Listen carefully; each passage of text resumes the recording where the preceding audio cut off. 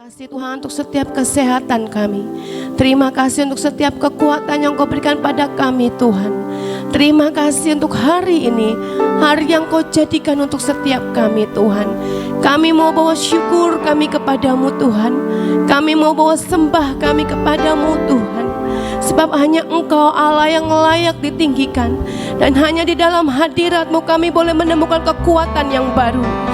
Terima kasih Tuhan. Terima kasih Yesus. Terima kasih Roh Kudus. Bekerjalah seluas-luasnya. Bekerjalah seluas-luasnya pagi hari ini di tengah kami Tuhan. Kirabaya rabaya rabasaka rabaya rasegera taya rabo. Kirabaya rabaya rabasegera taya rabaya rabase.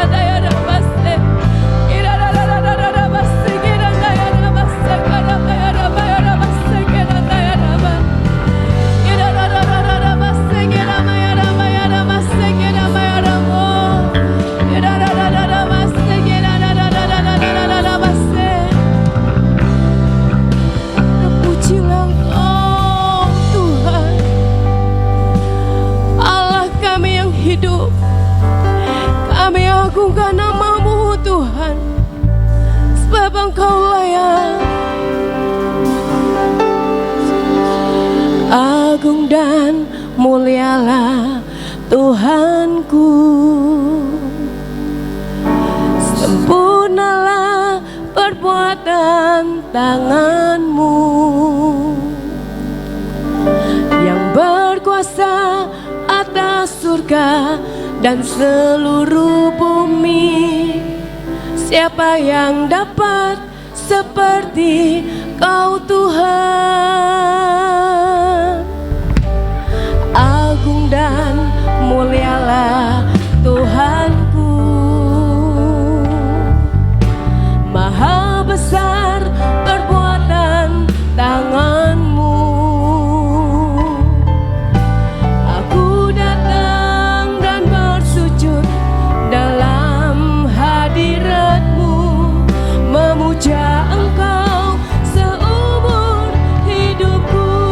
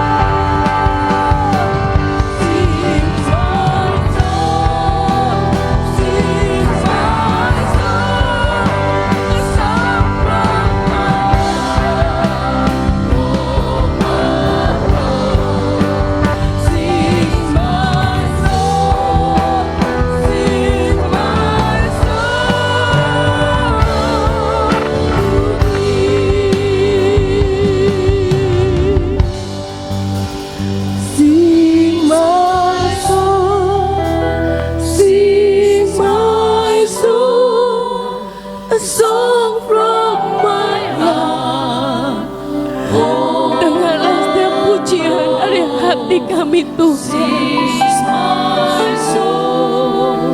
Penyembahan kami hanya kepadamu ya Allah.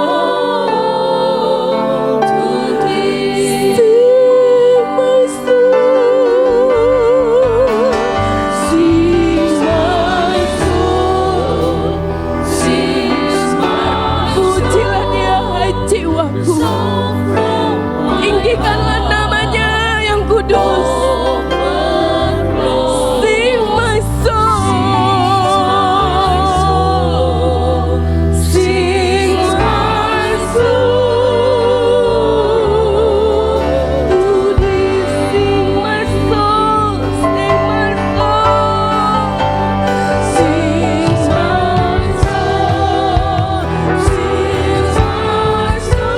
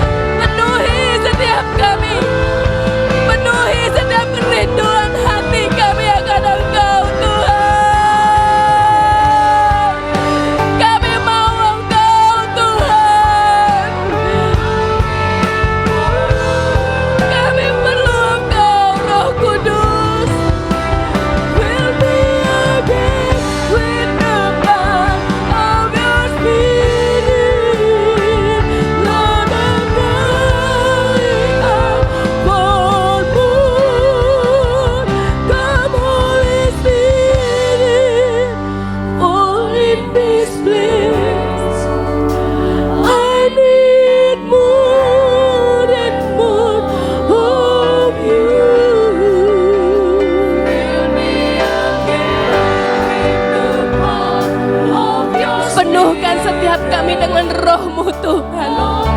Kami perlu roh-Mu memenuhi setiap hati kami, baharui setiap kami Tuhan, penuhi setiap kami.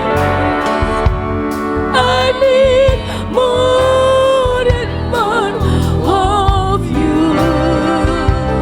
Fill me again with the light of your spirit.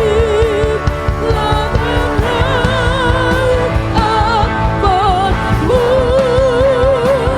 Come Holy Spirit, fall in this place. I need more and more of you.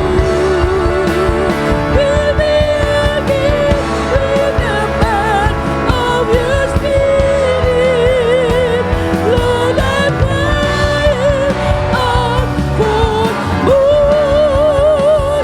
Come Holy Spirit, fall in this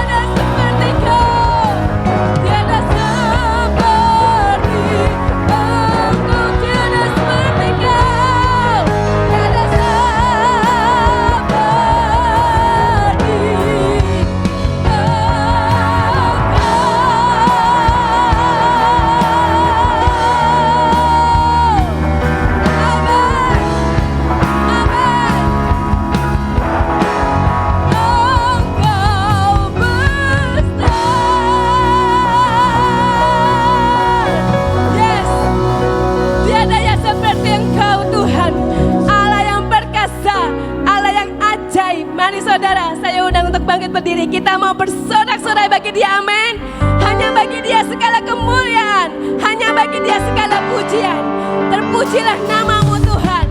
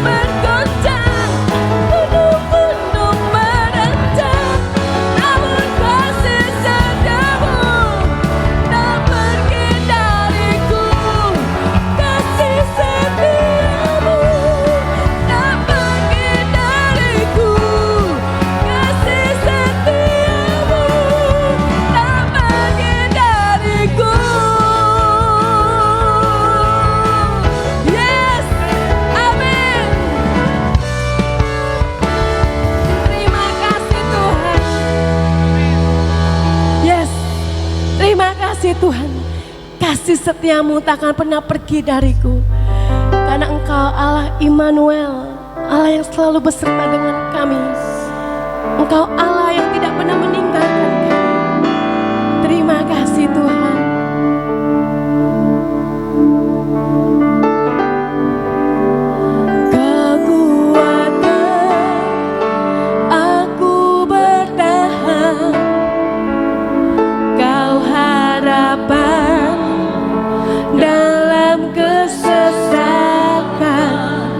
Kau buktikan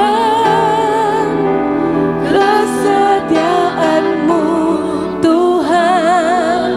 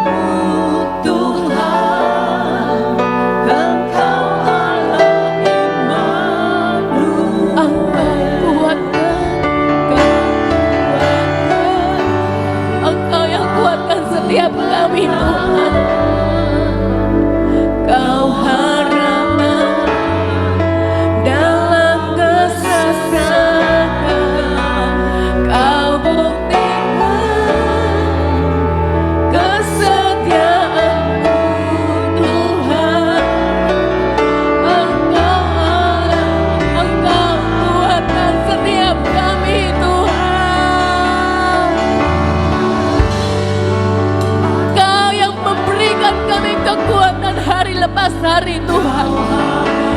Engkau yang memberikan kami pengharapan saat kami menghadapi kesesakan. Dan Engkau juga yang membuktikan kesetiaan-Mu kepada kami. Engkau Allah iman.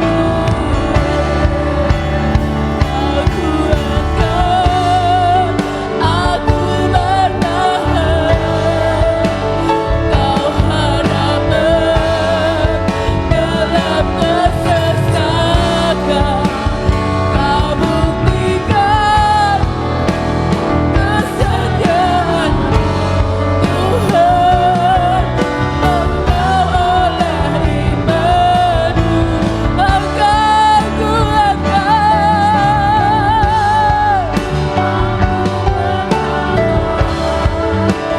Kau harapan dalam kesesakan. Kau buktikan kesetiaan-Mu Tuhan. Engkau oleh iman Engkau kuatkan.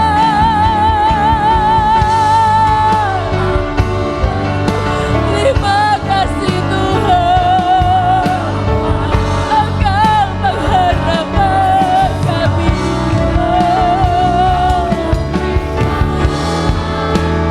Kesetiaan-Mu Tuhan. Engkau oleh iman.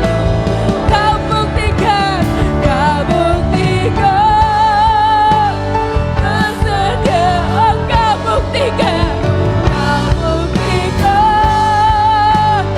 kesetiaan. Kau buktikan kesetiaan-Mu Tuhan. Engkau oleh iman-Mu.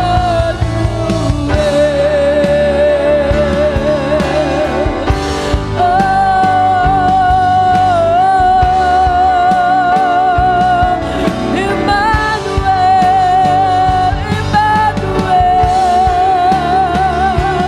Engkau menjagaku Tuhan. Selalu ada sertaku Yesus.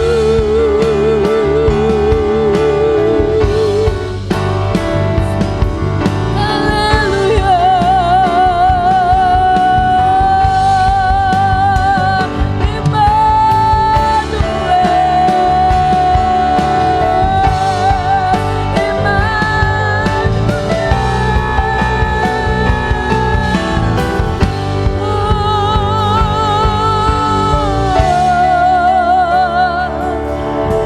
Engkau yang buktikan kasih setia-Mu pada kami setiap hari Tuhan.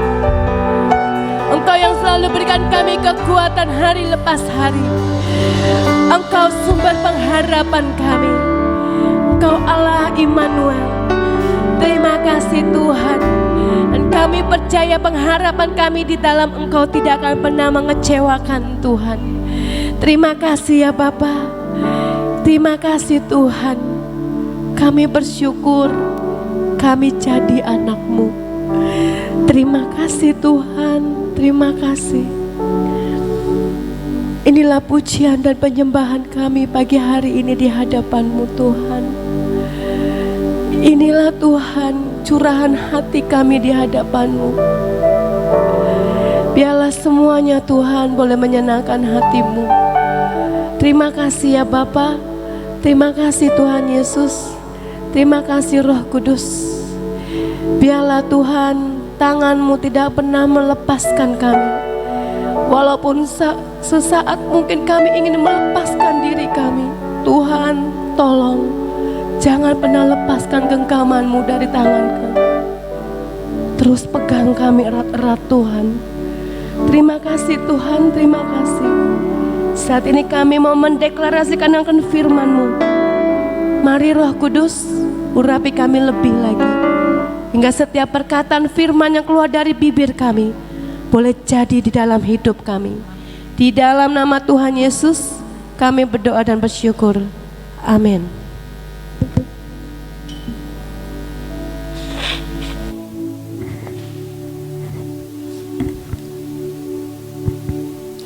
Deklarasi perlindungan di dalam nama Bapa dan Putra dan Roh Kudus kami perkatakan dengan iman. 1.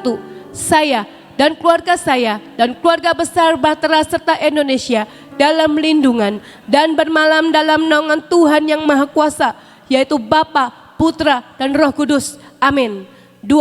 Saya dan keluarga besar Bahtera serta Indonesia berkata kepada Tuhan, Engkaulah tempat perlindungan kami dan kubu pertahanan kami, Bapa kami yang kami percayai.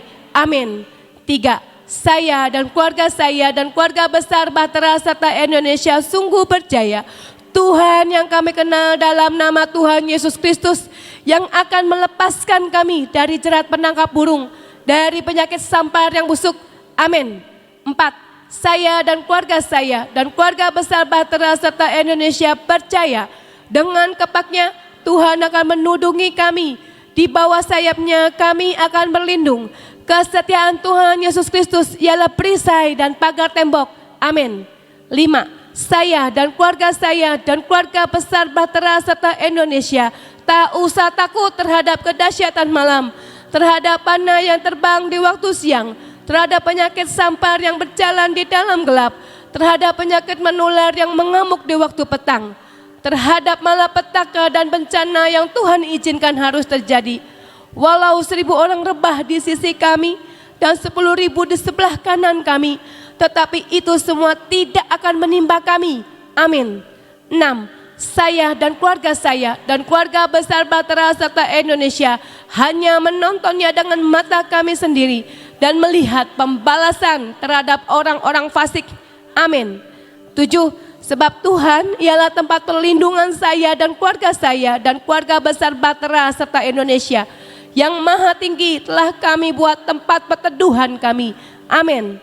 8. Saya dan keluarga besar Bahtera serta Indonesia percaya malapetaka dan bencana tsunami, banjir, gempa bumi tidak akan menimpa kami, dan tulah tidak akan mendekat pada tempat kediaman kami dan rumah dan usaha kami, sebab malaikat-malaikatnya akan diperintahkannya kepada kami untuk menjaga kami di segala jalan kami. Amin.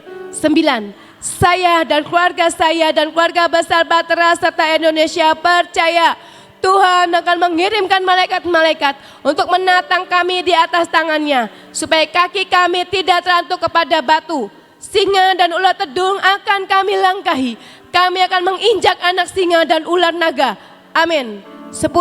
Sungguh hati saya dan keluarga besar Bahtera serta Indonesia melekat kepada Tuhan.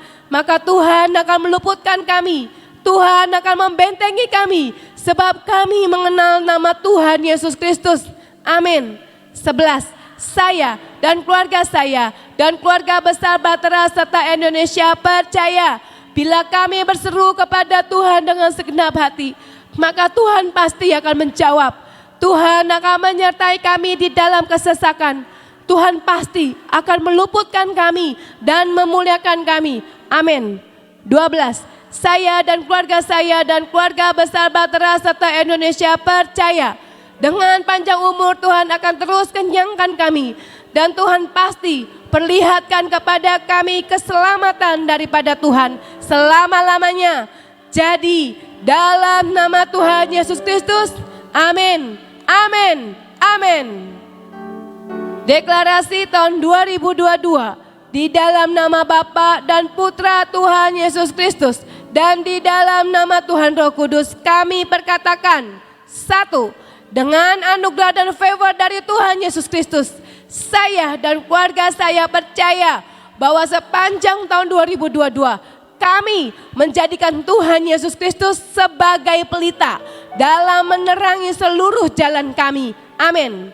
2. Dengan anugerah dan favor dari Tuhan Yesus Kristus, saya dan keluarga saya percaya Tuhan pasti mengurapi kami dengan minyak gelora cinta yang membara. Amin.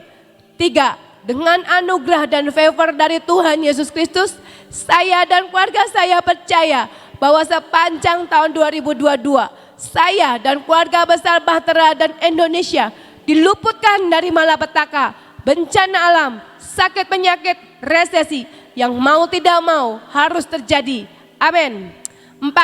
Dengan anugerah dan favor dari Tuhan Yesus Kristus, saya dan keluarga saya percaya bahwa sepanjang tahun 2022 pasti dapat mengakhiri pertandingan dengan penuh kemenangan.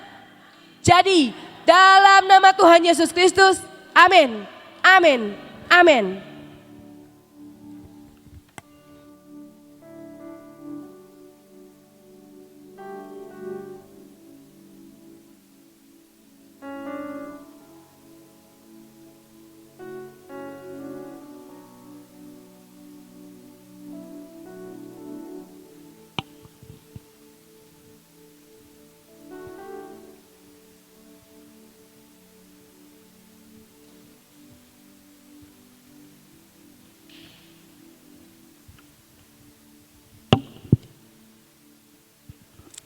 Mari kita berdoa. Bapa, bersyukur kepadamu setiap pagi, setiap saat kami boleh terus belajar daripadamu. Bapa, kami percaya Engkau tidak pernah berhenti mengerjakan sesuatu dalam hidup kami. Dan kami tahu Tuhan ini juga waktunya untuk kami boleh belajar. Kami rindu Tuhan apa yang Engkau mau atas hidup kami. Terus bekerja di dalam kami. Roh Kudus, Engkau sendiri yang akan menerangi hati dan pikiran kami, supaya kami dapat menangkap setiap kebenaran firman-Mu. Dan semua itu boleh termeterai dalam hati kami. Biar pagi ini Tuhan, setelah kami boleh menaikkan puji-pujian dan penyembahan kami, dan kami tahu pasti bahwa Engkau bertata di atas pujian kami, biarlah saat ini waktunya kami berdiam diri, meneduhkan diri, untuk Engkau berbicara kepada kami. Mari Tuhan, Engkau yang terus menjelaskan kepada kami, supaya kami terus dapat belajar dan bergerak seperti yang Engkau mau. Terima kasih Bapa, di dalam nama Tuhan Yesus. Amin. Shalom, selamat pagi saudara-saudara baik yang ada di tempat ini maupun yang mengikuti live streaming. Minggu lalu saya bicara tentang tahun pergerakan. Tahun pergerakan itu selalu menginginkan untuk kita memang bergerak. Dan tahun itu bukan tahunnya saja yang bergerak terus kita diem. Tapi kita juga bergerak terus sebagai anak-anak Tuhan. Ada begitu banyak sisi untuk kita bisa mengenali Tuhan lewat firman Tuhan. Tadi malam Pak Victor juga cerita ya. Kalau Musa itu bisa mencapai destiny oleh karena Firaun juga. Jadi Firaun yang ada di dalam kehidupan Musa itu ternyata sebuah penggerak untuk membuat Musa mencapai destiny. Dikasih contoh juga tentang Daud.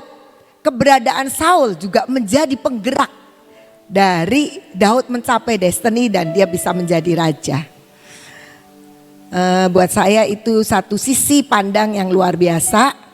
Biasanya kan kita selalu kepingin Saul-Saul dalam hidup kita itu nyingkir ya. Ada Firaun-Firaun di dalam hidup kita tuh nyingkir. Tapi ternyata mereka-mereka itu adalah satu pemicu untuk kita bergerak mencapai destiny kita. Nah, sebenarnya apa yang menjadi motor penggerak buat hidup kita sebagai orang percaya? Ada banyak ketika saya merenungkan ini, ada banyak motor penggerak.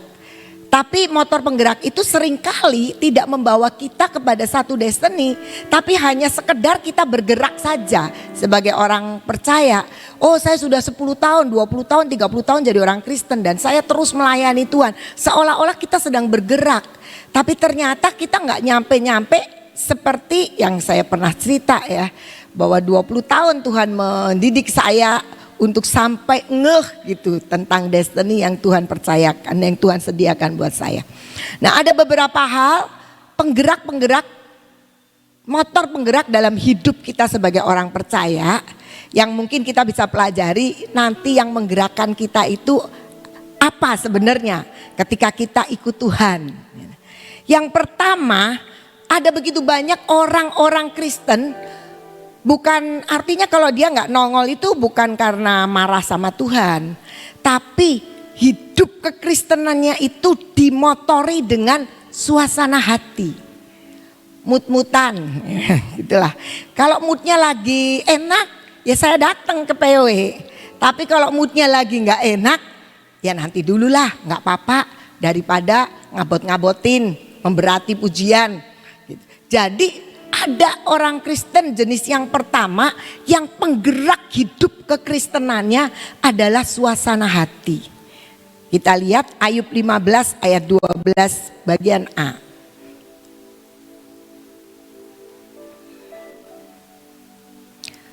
Mengapa engkau dihanyutkan oleh perasaan hatimu?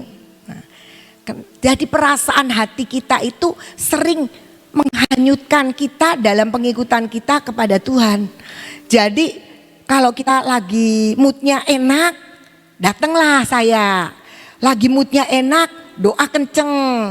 Jadi bukan karena mutung sama Tuhan atau kita lagi kesel atau marah kita nggak datang, tapi suasana hati kita yang menjadikan kita itu ngikut Tuhannya ya gitu, moody disebutnya ya. Nah jadi selalu moodnya kita yang berbicara. Jadi kalau moodnya lagi enak, wah kita bisa berkobar-kobar, menyala-nyala, melayani Tuhan juga semangat banget. Tapi dikatakan bahwa suasana dan perasaan hati itu sering menghanyutkan. Kalau orang hanyut di sungai itu kan sebenarnya pengendalinya bukan orang itu, tapi arusnya. Jadi suasana hati kita, perasaan hati kita itu yang seringkali menjadi yang memimpin arah hidup kita. Bukan lagi kebenaran, bukan lagi Tuhan. Tapi kalau kita ikut Tuhan karena suasana hati kita lagi enak. Kita rajin karena suasana hati lagi enak. Kita ikut satu kegerakan karena hati kita lagi seneng. Mood kita lagi pas gitu. Jadi yang pertama jenis orang Kristen adalah jenis orang Kristen yang motor penggeraknya itu suasana hati. Jadi kalau hatinya lagi enak ya dia kelihatan terus, nongol terus, nanti tiba-tiba ngilang. Gak jelas ngilangnya. Nah ngilangnya itu bukan karena saya bilang kecewa atau khawatir, itu udah banyak yang begitu, tapi karena suasana hati. Pengkhotbah 11 ayat 3 bilang begini. Bila awan-awan sarat mengandung hujan, jadi awannya udah banyak airnya ya, maka hujan itu dicurahkannya ke atas bumi. Dan bila pohon tumbang ke selatan atau ke utara, di tempat pohon itu jatuh, di situ tinggal terletak. Jadi ternyata kalau kita syarat dengan suasana hati, kita tidak pernah pergi kemana-mana. Boro-boro mencapai destiny, karena kita akan tumbang di situ dan kita tidak akan pernah bergerak. Jadi kalau kita lihat awan itu kalau syarat dengan air, kemudian hujan turun ke bawah, ya sudah ke titik itu saja, enggak kemana-mana. Jadi orang yang kekristenannya itu karena mood, karena suasana hati, percayalah dia tidak pernah kemana-mana. Dia tidak pernah akan mencapai destininya. Karena ya semua dari suasana hati yang mengontrol akan kehidupannya. Yesaya 38 ayat 15 dikatakan demikian. Apakah yang akan kukatakan dan kuucapkan kepada Tuhan? Bukankah Dia yang telah melakukannya? Aku sama sekali tidak dapat tidur karena pahit pedihnya perasaanku. Hidup karena sebuah perasaan. Ketika pahit, ketika nggak enak, ketika moodnya lagi nggak cocok, kita nggak bisa ngapa-ngapain. Dan itu yang membuat kita nggak pernah sampai ke destiny kita. Kok kita ngerti destininya apa? Jalan bergerak aja tidak. Karena apa? Selalu karena suasana hati. Kalau kita lagi rugi, enggak kepingin lah Tuhan-Tuhanan. Hati kita dikuasai oleh perasaan dan dikatakan suasana hati, perasaan hati itu menghanyutkan. Kita bisa terbawa kepada hati kita sendiri dan bukan pimpinan Tuhan. Itu jenis yang pertama yang saya renungkan. Apa sebenarnya motor penggerak kekristenan kita? Apakah mood, suasana hati kita? Kalau lagi enak kita datang di PD, kalau kita lagi nggak enak sudah di rumah aja ikut streaming. Ya ikut streaming sambil jalan-jalan, barangkali ikut streaming bisa sambil ngerjain ini itu karena mood kita lagi nggak enak. Apakah itu? Yang kedua, jenis orang yang mengikut Tuhan, motor penggeraknya adalah logika. Kalau yang gak masuk akal saya gak mau ikut-ikutan. Saya bertemu dengan orang-orang yang sebenarnya sahabat saya di masa lalu. Ketika kemudian Bahtera ini mulai bergerak dalam profetik, tindakan profetis, mereka langsung gak masuk akal lah, gak ikut. Dan akhirnya tidak ikut dalam pergerakan itu. Tanpa mereka tahu tuh, kalau kita jadi orang Kristen, kita perjamuan kudus kan selalu ada dari zaman dulu. Itu bukankah itu sebuah tindakan profetik? Tapi ketika kita mulai bergerak dalam tindakan-tindakan profetik yang lebih diperluas lagi, gak mau. Logikanya gak masuk. Kalau dulu ikut perjamuan kudus tuh karena gereja mengadakan begitu, ikut aja gitu. Jadi ikut Tuhan itu karena logikanya.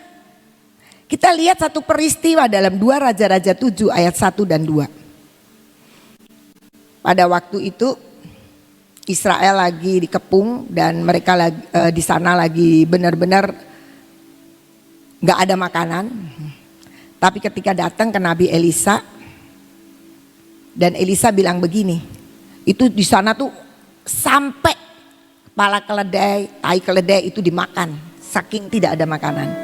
Lalu berkatalah Elisa, dengarlah firman Tuhan, beginilah firman Tuhan.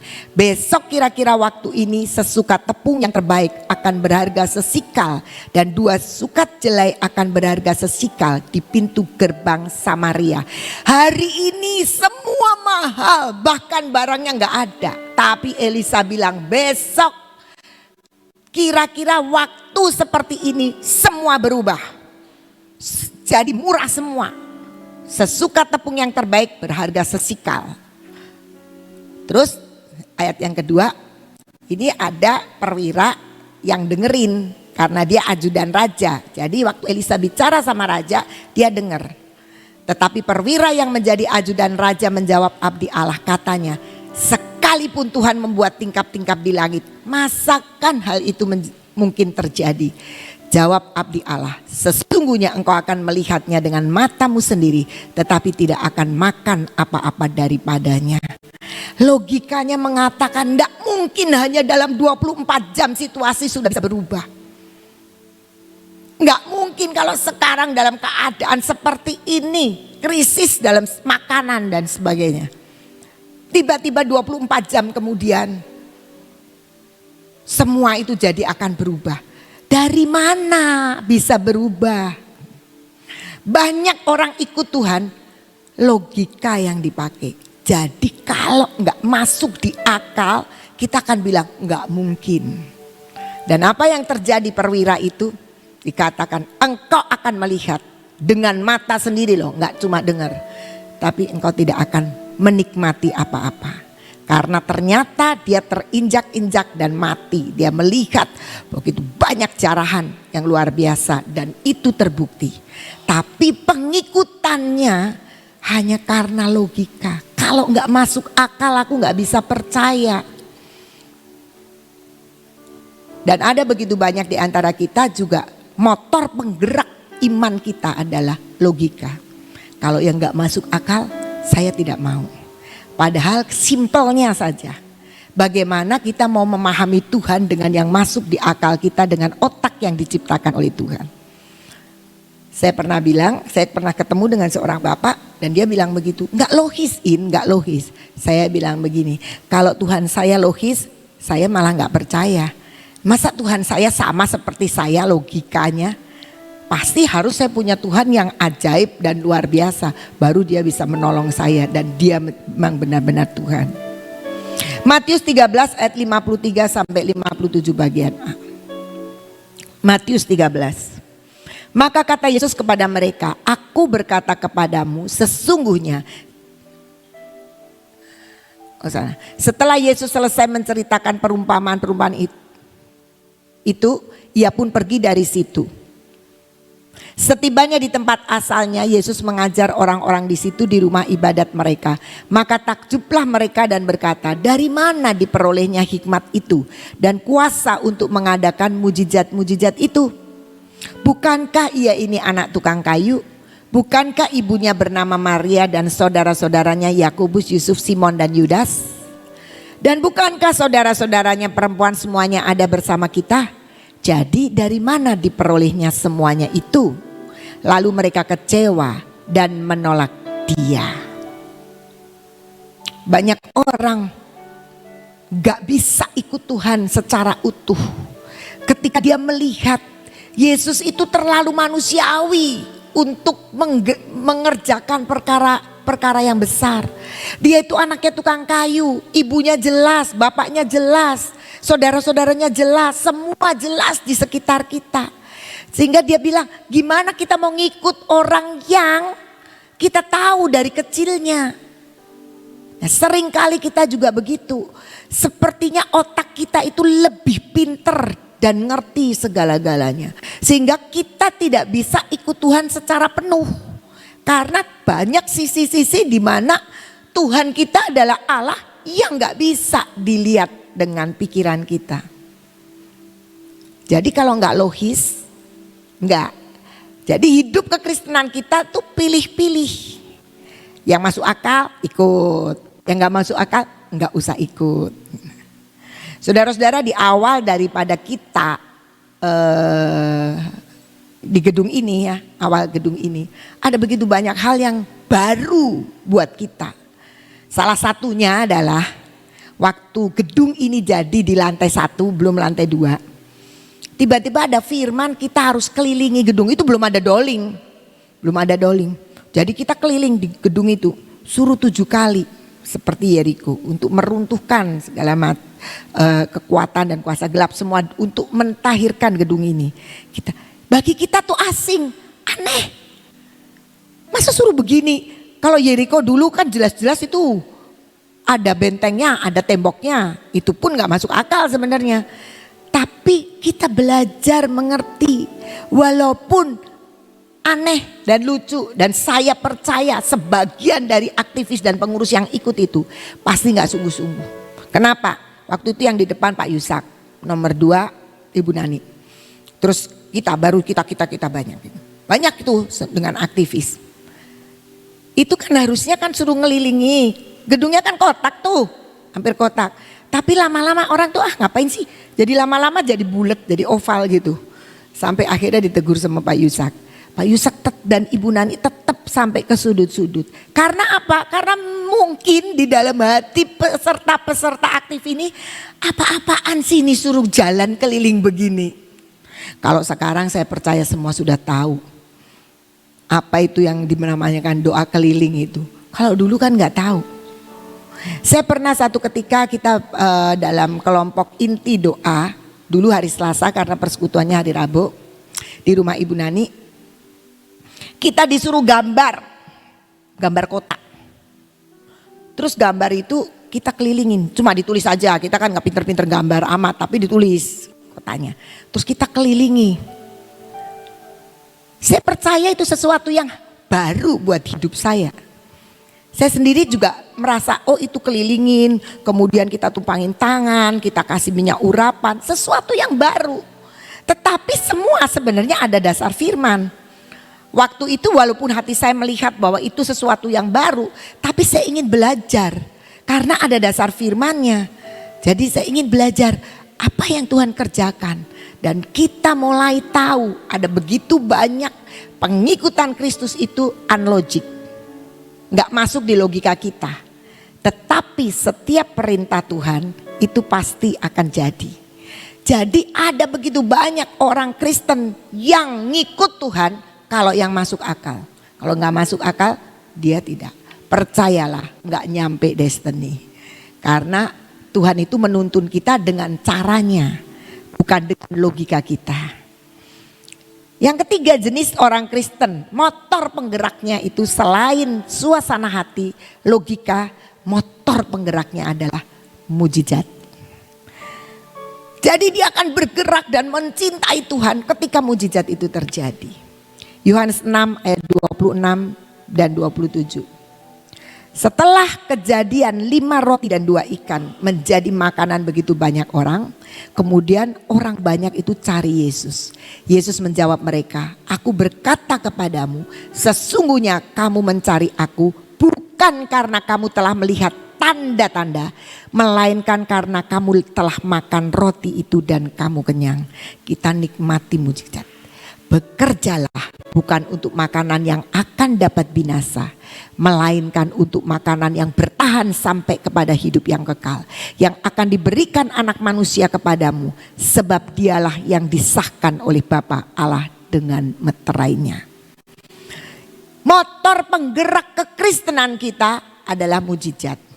Kalau satu hari dalam hidup kita enggak terjadi mujizat, kita mulai bertanya-tanya, loh kok Tuhan enggak kerjain lagi? Jadi kemudian dia akan loyo jadi orang Kristen. Saya punya kesaksian tentang diri saya sendiri. Dulu saya itu tiroidnya terganggu, sakit.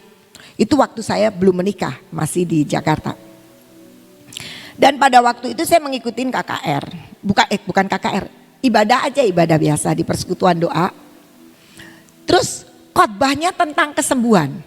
Sedangkan saya lagi kesakitan, nggak bisa ngomong, nggak bisa nyanyi. Suka sekali saya. Wah, khotbahnya kesembuhan. Dan kemudian selesai khotbah, dikatakan karena persekutuan itu nggak gede, nggak banyak. Jadi kata hamba Tuhannya, siapa yang hari ini membutuhkan kesembuhan, angkat tangan.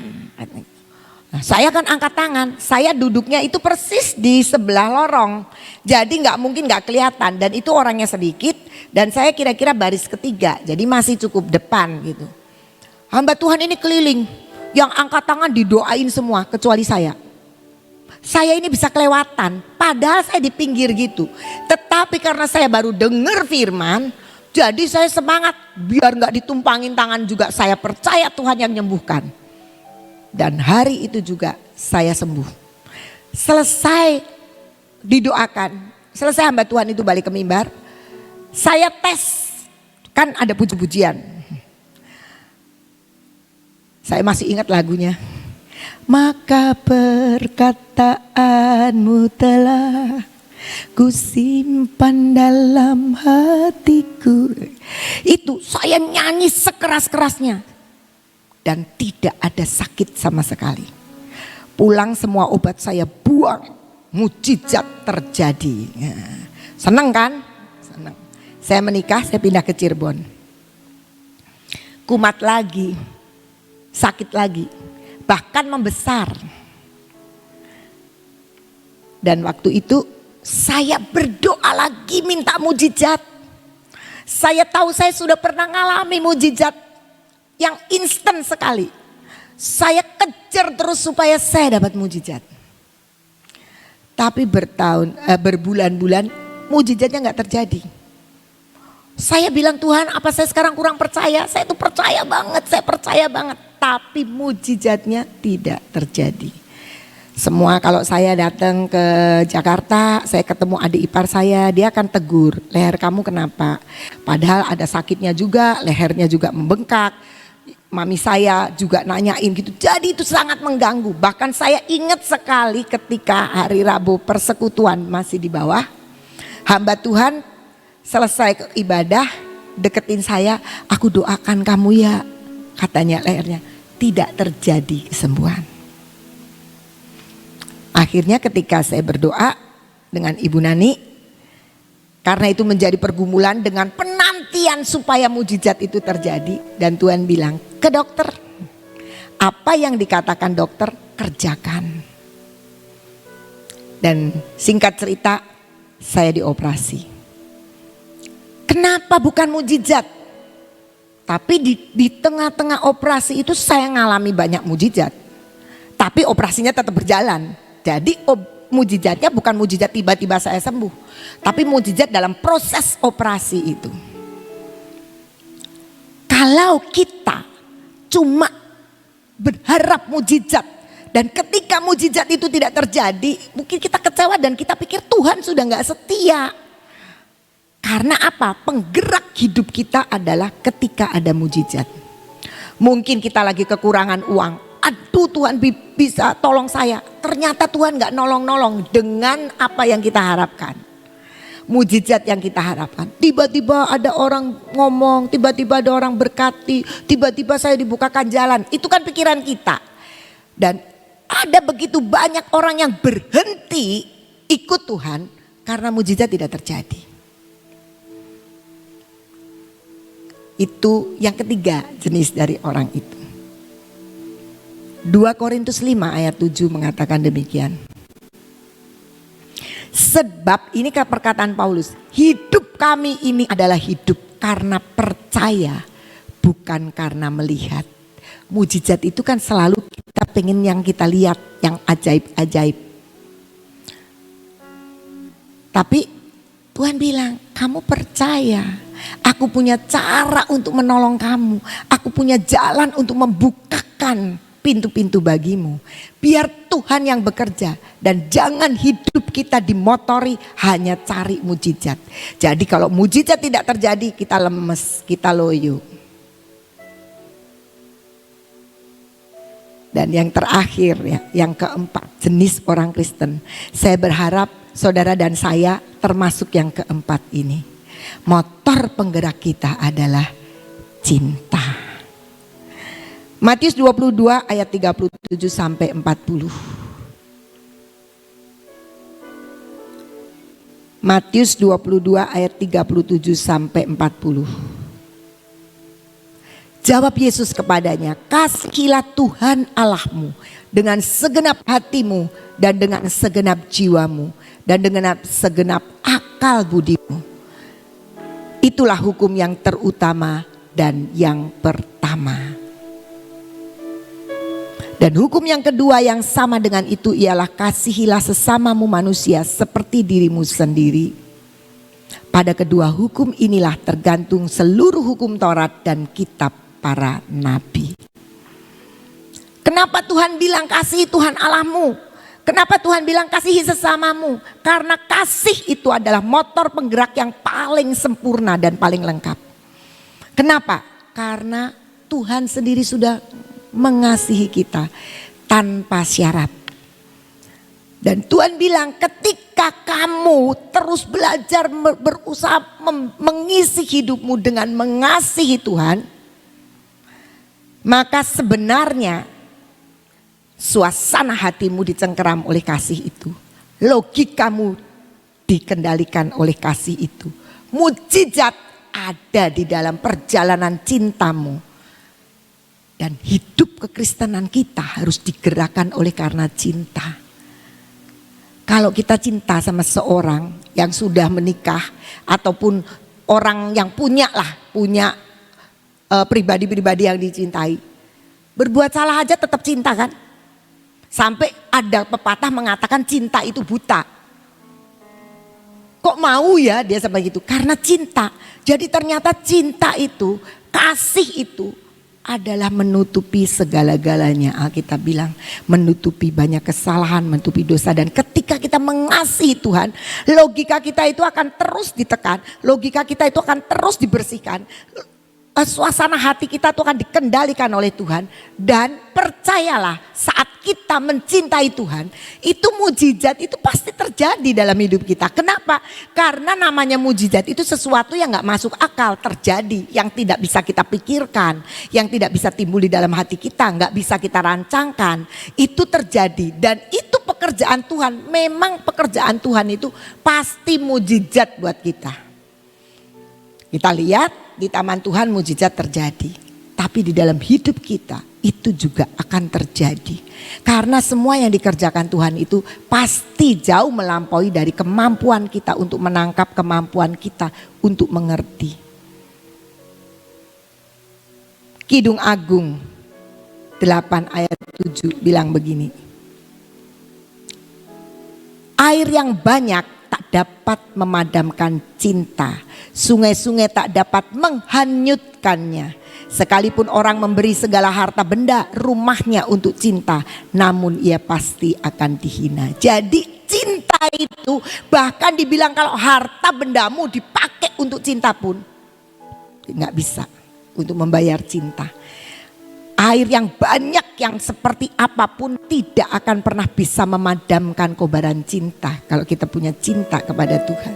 Sungai-sungai yang deras kayak apapun tidak akan bisa menghanyutkan kalau kita punya cinta sama Tuhan. Mari kita bangun hidup kita, ikut Tuhan itu untuk membangun cinta kita kepada Tuhan. Karena sebenarnya Tuhan sudah mencintai kita. Apakah kita akan mengabaikan cintanya? Ada satu moto di Full Gospel Men's Fellowship, His banner over us is love. Panji Kristus itu di atas kita adalah cinta. Jadi artinya Tuhan itu udah lebih dulu mencintai kita. Dan Tuhan bilang gak ada air yang bisa memadamkan cintaku kepadamu. Gak ada sungai yang bisa menghanyutkan cintaku kepadamu. Sebaliknya kita harus belajar, kasihilah Tuhan dengan segenap hati, dengan sekuat tenaga, dengan semua keberadaan kita.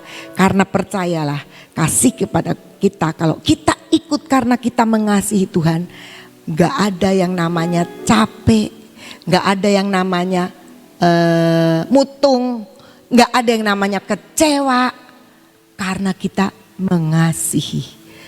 Kasih itu benar-benar menutupi banyak hal. Mari kita belajar. Kasih kita kepada Tuhan itulah yang menuntun kita sampai kepada destiny. Kalau Daud tidak mengasihi Tuhan, pasti dia sudah ngamuk-ngamuk ketika ada Saul. Saul itu menjadi jerat buat hidupnya. Bikin kesel aja nih orang. Sampai sudah di depan mata, dia punya 2 kali kesempatan untuk membunuh Saul. Dia tidak mau. Kenapa? Karena Tuhan. Bukan karena dia sayang sama Saul ya. Tapi karena dia menghormati, mengasihi Tuhan. Lebih daripada kesempatan untuk dia bisa jadi raja lebih cepat. Karena dia pernah bilang, entah nanti dia mati di medan perang, entah apa. Pokoknya ada waktunya aku jadi raja, Saul pasti mati. Tapi jangan mati di tanganku. Seringkali kita tidak menghargai cintanya Tuhan karena kita kurang mengasihi dia. Tapi mari kita belajar untuk mengasihi Tuhan. Itu sebuah proses. Bagaimana kita bisa mengasihi pasangan kita itu juga proses. Pasangan yang tidak sempurna aja kita bisa cinta, apalagi Tuhan yang sempurna. Tapi itu perlu waktu untuk kita melatih diri, untuk memadamkan, karena Tuhan harus membersihkan suasana hati kita supaya kita gak mut-mutan. Tapi juga Tuhan mau mencengkeram logika kita supaya kita mengerti bahwa Tuhan tuh gak bisa dikenali dengan logika. Tuhan bisa dikasihi kita dengan karena kita percaya dan memang kita mengasihi. Mujizat selalu menjadi bagian dalam hidup orang yang mengasihi Tuhan. Dan percayalah, kita akan ketemu dalam satu destiny yang mungkin gak pernah kepikir. Kok saya bisa sampai di sini ya? Kok saya bisa lakukan ini ya? Hanya karena sebuah motif. Karena saya mengasihi Tuhan. Mengasihi Tuhan itu seringkali kita anggap mengasihi Tuhan itu gak jelas. Tapi Tuhan bilang, kasihilah sesamamu manusia.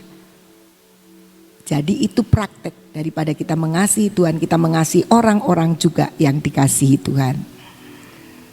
Mari kita merenungkan. Motor penggerakku bisa ada di tempat ini. Motor penggerakku bisa jadi orang Kristen. Motor penggerakku bisa mengikuti ibadah.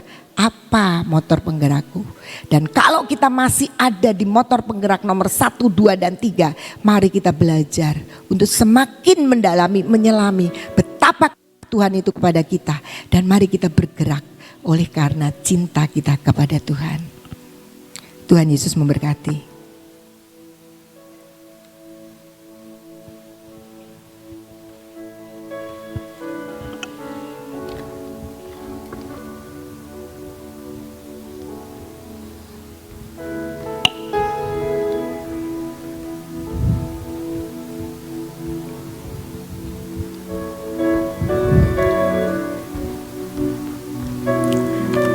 Saudara, kita bisa melakukan segala sesuatu kalau didasarkan kepada cinta, itu bisa langgeng, bisa forever ya. Tapi kalau kita sebagai manusia, sebagai orang yang cinta karena poin pertama, kedua dan ketiga, itu hanya sementara ya. Keadaan yang menentukan. Saudara bisa selamanya enggak, bisa forever enggak. Yang bisa forever itu hanya karena cinta. Belajar kita terus, saudara kalau bisa setia di tempat ini setiap pagi, kita tahu karena saudara dan saya itu mencintai Tuhan ya. Bukan karena gini, dari di rumah kadang-kadang daripada panas-panas di sini adem. Kalau hanya masalah itu, nanti suatu saat gak ada AC-nya, saudara gak datang. Ya, jadi kalau saudara merasakan di sini nyaman karena dengerin sesuatu, siapa yang khotbah, siapa yang mimpin pujian, nanti saudara akan lihat siapa yang mimpin pujian, siapa yang khotbah. Kalau udah ada sesuatu hal yang kamu suka, nggak datang ya. Nah, tetapi kalau benar-benar kamu cinta Tuhan, siapapun yang bawakan firman, siapapun yang jadi WL, siapapun, saya datang bukan untuk WL, saya datang bukan untuk yang khotbah, saya datang mau mendengarkan firman Tuhan yang keluar dari bibir mulut seorang hamba Tuhan. Karena apa? Karena cinta akan rumah Tuhan. Yuk kita belajar untuk mengasihi akan Tuhan. Mari kita berdoa. Bapa, kami tahu kalau kami bisa berada di tempat ini setiap pagi, seperti ada suatu magnet yang seolah-olah menarik kami untuk datang ke tempat ini. Kami tahu itu semua karena anugerah-Mu. Kami mengucap syukur Tuhan untuk anugerah yang tak habis-habisnya yang Engkau berikan buat kami. Terus Tuhan, biarlah kami hidup di dalam anugerah-Mu, untuk hidup di dalam kolam cinta, untuk dapat berenang dan dapat menikmati apa yang Engkau sediakan buat kami di tempat ini. Terima kasih untuk semuanya. Bapak, saat ini kami tetap berdoa buat setiap kami yang mempunyai masalah dalam kehidupan kami. Buat kami tidak kecewa dengan Engkau Tuhan, apapun yang terjadi. Tapi berikan kepada kami percaya penuh. Hidup kami karena percaya, bukan karena melihat. Biarlah kami percaya penuh bahwa persoalan kami pasti selesai. Baik masalah ekonomi, masalah sakit penyakit, masalah apapun yang ada dalam hidup kami. Kami percaya Tuhan, waktunya tiba, Engkaulah yang akan menyelesaikan segala sesuatu. Terima kasih untuk kasih setiamu ya Bapak. Saat ini kami datang di hadapan-Mu, kami tetap mau berdoa buat bangsa dan negara kami Tuhan. Kami minta anugerah-Mu turun, Engkau yang akan memberikan lawatan-Mu untuk bangsa kami, untuk negara kami, untuk pulau-pulau yang ada di Indonesia ini. Kami berdoa Tuhan, buat lawatan terjadi di Indonesia, buat lawatan terjadi di 5 benua. Kami percaya Tuhan bahwa apa yang sudah Kau rencanakan akan tergenapkan, sehingga jumlahnya tepat seperti yang Kau rencanakan. Bapa yang di surga, saat ini kami datang di hadapan-Mu Tuhan. Kami tetap berdoa, biarlah Engkau sendiri yang akan mengendalikan keadaan cuaca yang saat ini Engkau tahu kami banyak mendengar bencana-bencana terjadi, baik di pulau-pulau maupun di luar negeri. Bapa, kami minta anugerah-Mu, Engkau yang akan memegang kendali Tuhan di dalam segala perkara. Saat ini kami datang di dalam nama-Mu. Kami minta anugerah-Mu turun ya Tuhan. Engkau sendiri yang akan melakukan segala sesuatu yang terbaik untuk bangsa negara dan untuk dunia ini. Terima kasih. Kami berdoa untuk Bapak Presiden kami dan semua staf yang ada Tuhan. Kau berikan hikmat kebijaksanaan untuk dapat melakukan segala sesuatu, keputusan-keputusan yang diambil supaya benar-benar pas di hati-Mu ya Tuhan. Terima kasih untuk semuanya. Saat ini kami datang di hadapan-Mu, kami minta anugerah-Mu turun atas kami. Kami minta daya tahan tubuh yang berasal daripada-Mu. Berikan kepada kami daya tahan tubuh yang baru, daya tahan tubuh yang ilahi, memasuki hidup kami, memasuki sel-sel dalam hidup kami, memberi kekuatan dan kesehatan yang sempurna Tuhan di dalam menghadapi akan kehidupan kami. Terima kasih untuk kasih setia-Mu. Dan saat ini Tuhan, biarlah semua yang Kau rencanakan atas hidup kami menjadi kenyataan dalam hidup kami. Dalam nama Tuhan Yesus, mari kita masuk dalam pengurapan.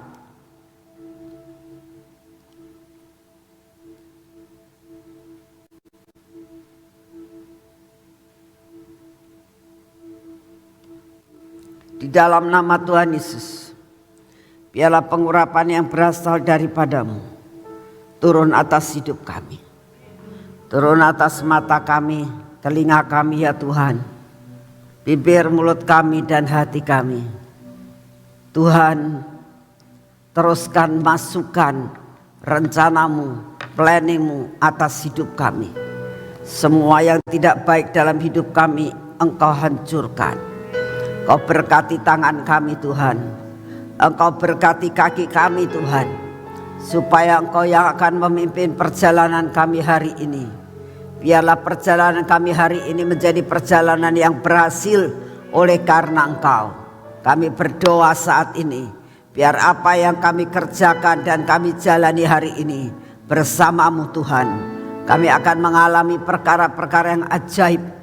Semua yang kami kerjakan menghasilkan berkat yang luar biasa. Terima kasih untuk kasih setia-Mu. Sungguh Tuhan, berjalanlah Kau bersama dengan kami. Maka apa yang kami kerjakan akan menjadi berhasil. Di dalam nama Tuhan Yesus. Amin. Selamat pagi, Tuhan memberkati saudara semuanya.